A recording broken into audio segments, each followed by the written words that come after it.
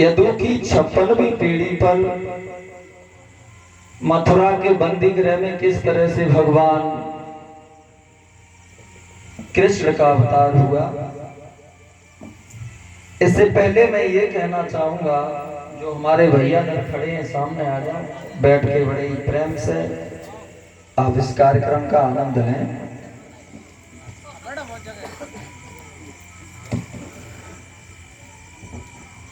अब दुख तो इस बात का है, आप नीचे बैठे और हम ऊपर बैठे। जैसे कि एक भगवान की प्रतिमा को मंदिर में लगाया जाता है और वो कौआ जो होता है वो ऊपर बैठता है, काँव काँव करता है, बैठा और कुर्सी पे सबसे ऊंची बैठता है। तो वैसे ही आप हमारे सभी भक्त गोस्वामी तुलसीदास रामचरितमानस में ये बता रहे हैं कि प्रत्येक जीव को इस दुनिया में जो भी भक्त आए हैं उन्हें भगवान की भक्ति करनी चाहिए। क्यों करनी चाहिए? इसलिए नहीं करनी चाहिए क्योंकि ये दबाव है भगवान का हमारे और तुम्हारे ऊपर, ऐसा तो बिल्कुल नहीं। भक्ति इसलिए करना चाहिए क्योंकि मनुष्य का शरीर भक्ति के लिए ही दिया गया है। गोस्वामी तुलसीदास जी कहते हैं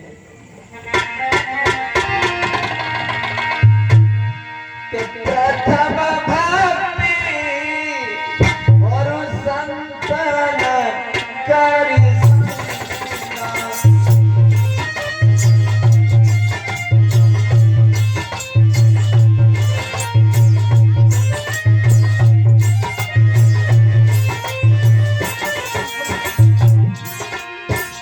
कह रहे हैं प्रथम भक्ति संतन करि संगा, प्रथम भक्ति संतन करि संगा, प्रथम भक्ति संतन प्रथम भक्ति संतन करि संगा, तू करि मम कथा प्रकटना।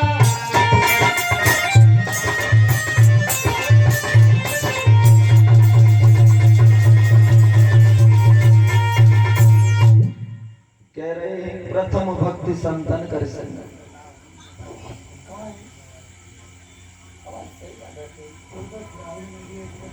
दास प्रथम भक्ति संतन कर संगा। प्रथम प्रकार की भक्ति तो यह है कि संतों का समागम मिले, संतों की सेवा मिले। दूसरे प्रकार की भक्ति यह है, दूसरी रति मम कथा प्रसंगार्थात भगवान की कथा श्रवण करने को मिले। गोस्वामी तुलसीदास ये भी बता रहे हैं कि धर्म क्या है और पाप क्या है।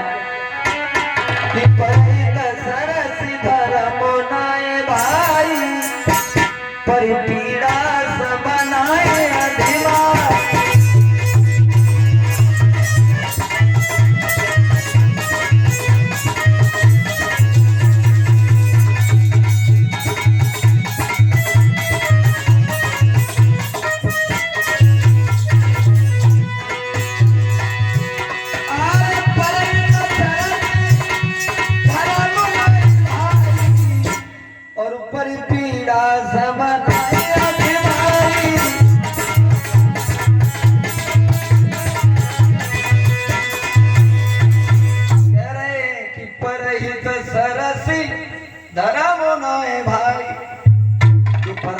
जीते हैं पर स्वार्थ में समय बिताते हैं, इससे बड़ा कोई धर्म नहीं। और बेवजह दूसरों की आत्माओं को जो कलेश पहुंचाते हैं, दुख देते हैं, इससे बड़ा कोई पाप नहीं होता। आइए देख रहे हैं कथा की ओर। अब संक्षेप में हम बताएंगे।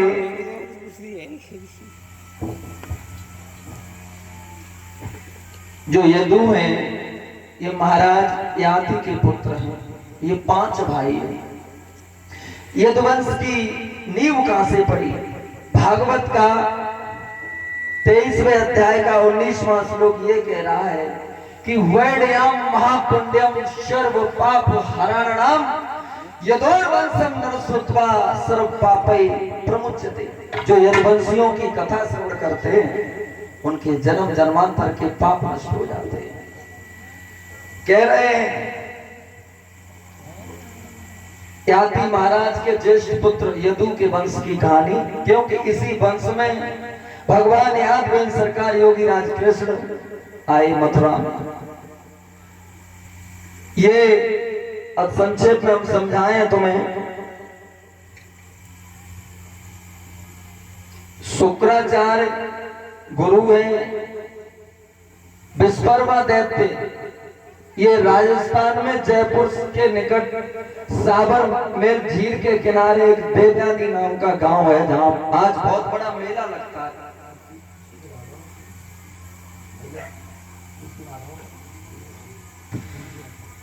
जयपुर के निकट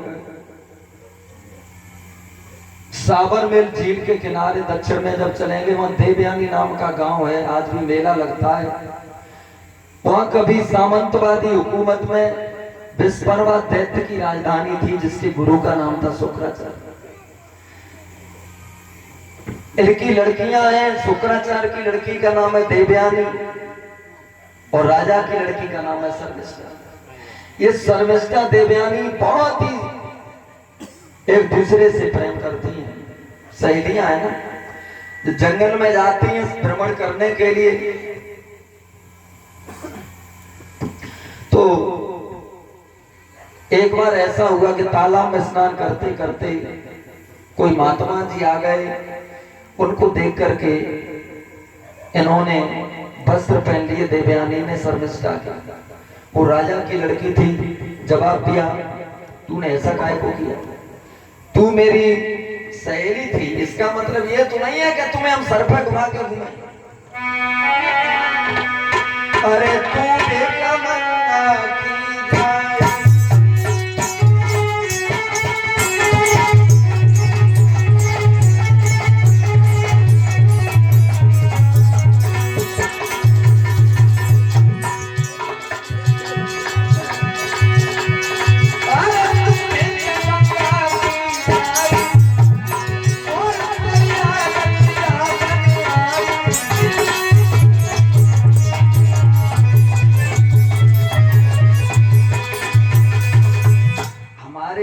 के दरबार में तेरा पिता कुत्ते और कौआ की तरह रहता है। राजा क्या खुश होगा, उसके बाद में वो कुछ दान देगा। इस भाव से तेरा पिता शुक्राचार्य रहता है, इसका मतलब हम तुमसे प्रेम करते हैं तो तुम हमारे बस बनोगी। तमाचा दिया तो नए खून की लड़की बोली थी, उसने उधर से तमाचे का प्रत्युत्तर तमाचे से दिया।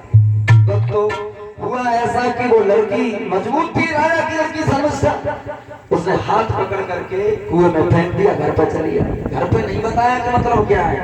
उसके बाद में ये हुआ, इधर यदु महाराज जो हैं उनके पिता याती चले हैं शिकार खेलने के लिए।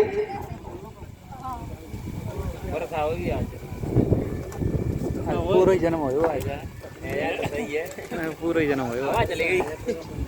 तो बढ़िया है, आनंद है, आनंद ले, हवा है। हाँ कच्छ